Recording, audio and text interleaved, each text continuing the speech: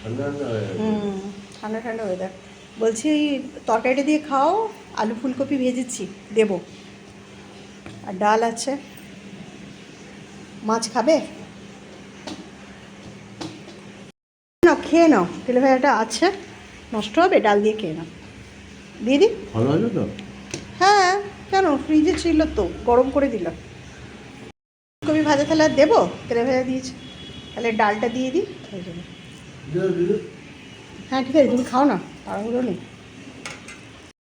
যাও আজকে শ্বশুরবাড়ি ঘুরে এসো, আমি যাবো সেই ভাইফোঁটার আগে, তুমি আগে ঘুরে এসো, নমস্কার করে এসো 2 মিনিট। দিয়ে দেবো ডাল? আর ভাত নেবে?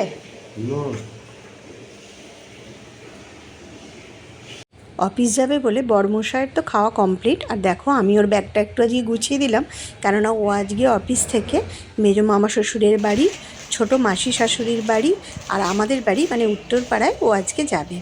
তো সেই জন্য ও বললো তুমি ব্যাগটা একটু গুছিয়ে দাও, কারণ অফিসের ব্যাগে সব কিছু ধরবে না। একটা জামা প্যান্ট দিয়ে দিলাম, আর ওর এই যে সোনপাপড়ির যে প্যাকেটগুলো কিনেছিল সেগুলো দিয়ে দিলাম। ও বললো মিষ্টি কেনার থেকে এগুলো দিই বরঞ্চ ভালো হবে। তো ও অফিস চলে গেল। সকালবেলা উঠেই দেখলাম মা সব সবজিগুলো কাটতে বসে পড়েছে।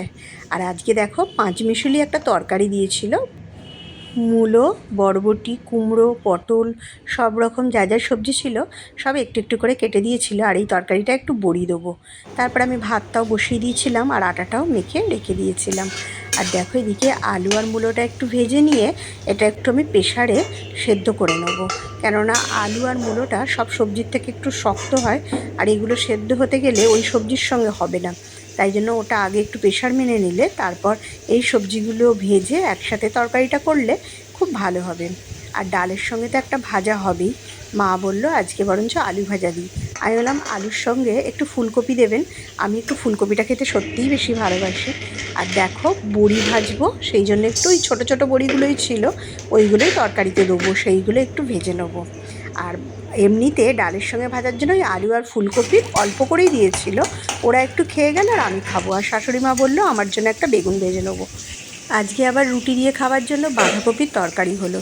তো একদিন এত কিছু রান্না থাকে সকালবেলা, ভীষণ তাড়াহুড়ো লেগে যায়। তার মধ্যে দেখো আদা বাটাও ছিল না, তো কি করব, এই গ্রেটার দিয়ে একটু আদাটা গ্রেট করে নিলাম, যেটা করলে তাড়াতাড়ি হয়। একদিকে দেখো বাঁধাকপি হচ্ছে, একদিকে পাঁচমিশালি তরকারি হচ্ছে, আবার আলু আর তারপর ফুলকপিটাও আমি পরে ভাজতে দিয়ে দিয়েছিলাম। আর বাঁধাকপির তরকারিটা হতে তো অনেক টাইম লাগে।